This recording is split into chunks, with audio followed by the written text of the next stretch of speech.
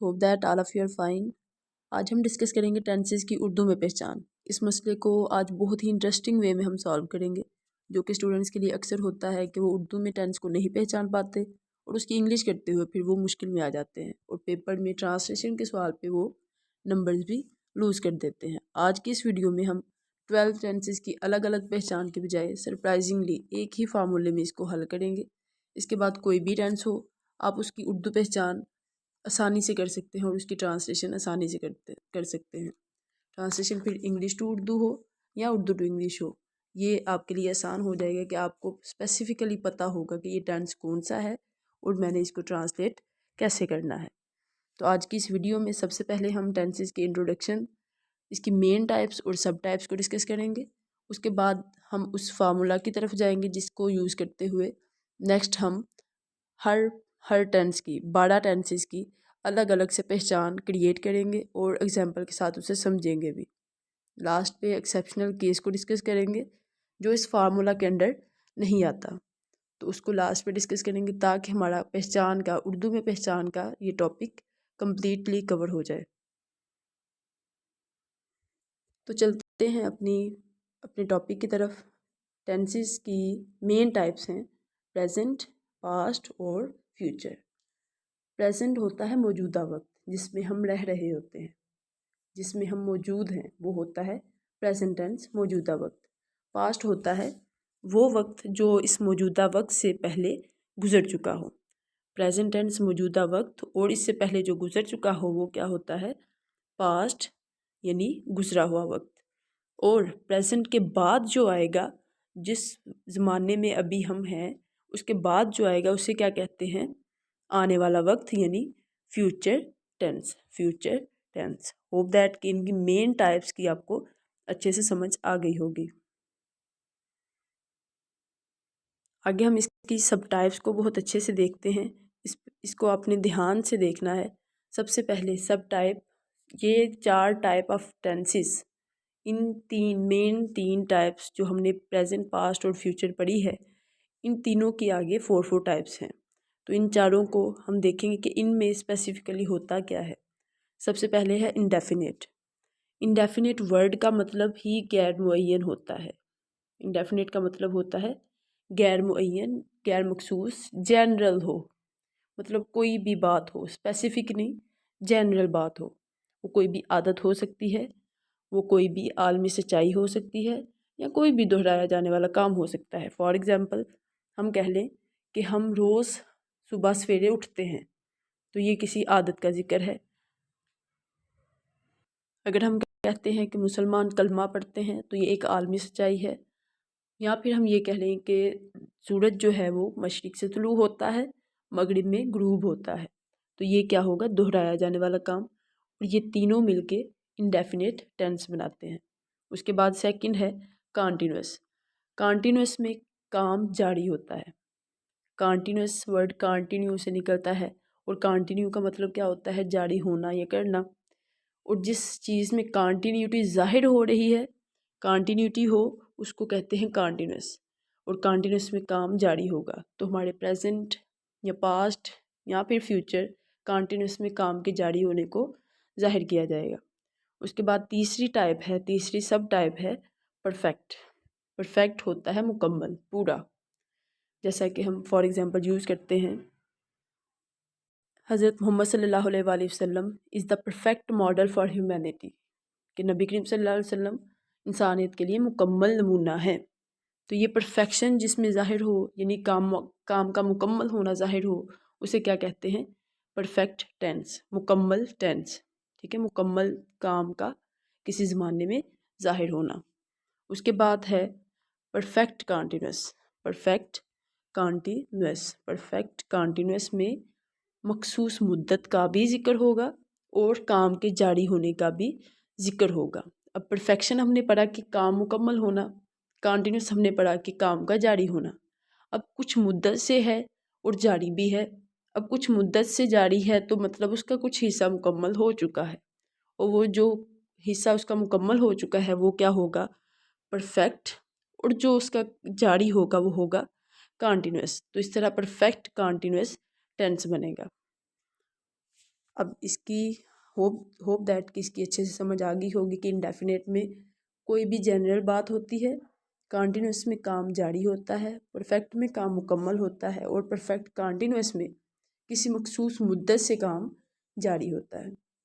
अब इसकी पहचान की तरफ हम चलेंगे और बहुत ध्यान से नेक्स्ट 2 स्लाइड्स को आपने देखना है, समझना है, अच्छे से उनको याद कर लेना है। सबसे पहले इब्तदाई पहचान है मेन टाइप्स की। प्रेजेंट है, मौजूदा वक्त है, तो इसमें क्या होगा, हैं और हूँ।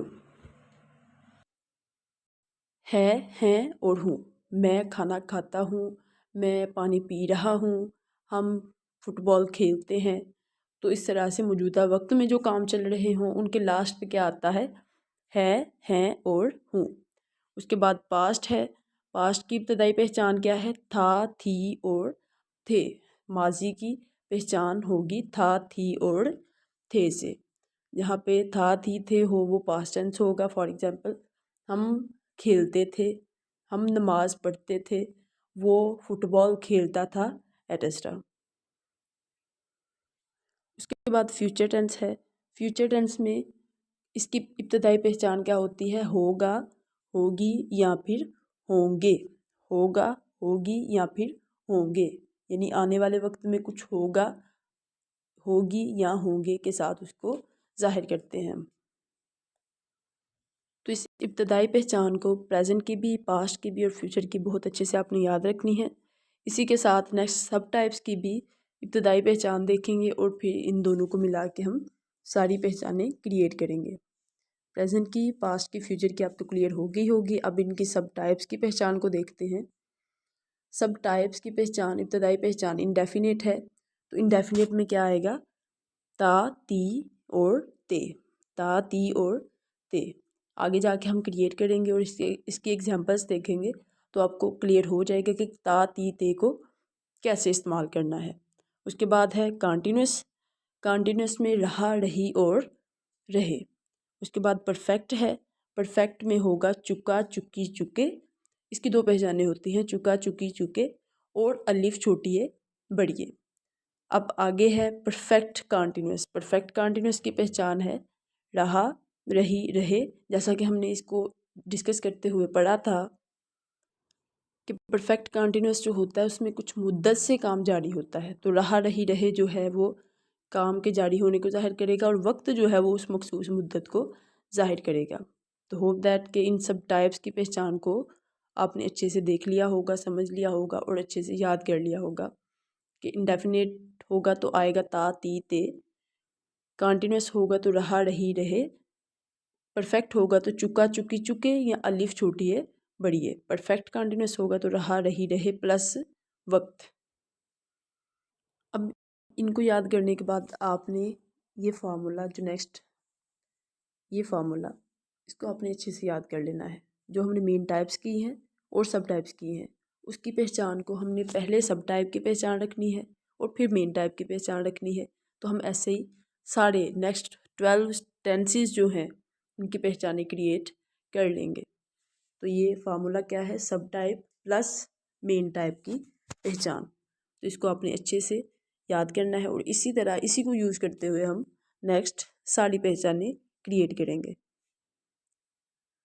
फर्स्ट है इंडेफिनिट टेंस। इंडेफिनिट टेंस की पहचान क्या पढ़ी है हमने, ता, ती और ते। ता, ती और ते। और प्रेजेंट, पास्ट और फ्यूचर की आपने याद रखनी है। प्रेजेंट की होगी है, हूँ और हैं। पास्ट की था, थी और थे। फ्यूचर की होगा, होगी और होंगे।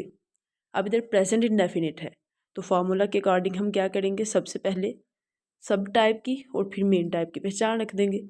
अब सब टाइप की पहचान क्या है, सब टाइप की पहचान है, सब टाइप की पहचान है ता, ती, ते। और मेन टाइप की पहचान प्रेजेंट है तो हैं, हूँ और है। अब इसको हम प्लस करेंगे तो क्या बन जाएगा, प्रेजेंट इंडेफिनिट की ता, हूँ, ती है या फिर ते हैं। इसी तरह पास्ट होगा, पास्ट की ता, था, ती, थी और ते, थे या थी। फ्यूचर होगा तो फ्यूचर को हम लास्ट पे डिस्कस करेंगे कि इसकी इस फार्मूला के अंडर नहीं बनती। उसके बाद नेक्स्ट इंडेफिनेट की आपको समझ आ गई होगी कि इंडेफिनेट में कैसे पहचान बनती है, कि हमने इंडेफिनेट का ता ती ते लगाया और प्रेजेंट का है हूँ और हैं लगाया, तो हमारी पहचान बन गई ता हूँ ती है या फिर ते हैं। और पास्ट इंडेफिनेट की भी हमने ऐसे ही पहचान क्रिएट कर ली है। उसके बाद हम इंडेफिनेट टेंस के बाद हम कॉन्टिन्यूस टेंस की भी, कॉन्टिन्यूस टेंस की करने से पहले हम इसकी एग्जांपल्स देखेंगे। जैसा कि है, अली रोज़ाना स्कूल जाता है। जाता है, ता आ रहा है और है आ रहा है, तो मतलब ये कौन सा टेंस है? Present indefinite. उसके बाद अली कल बाज़ार गया था। इधर एक्चुअली एग्जांपल होगी अली बाज़ार जाता था। ता और था क्या बन जाएंगे? Past indefinite.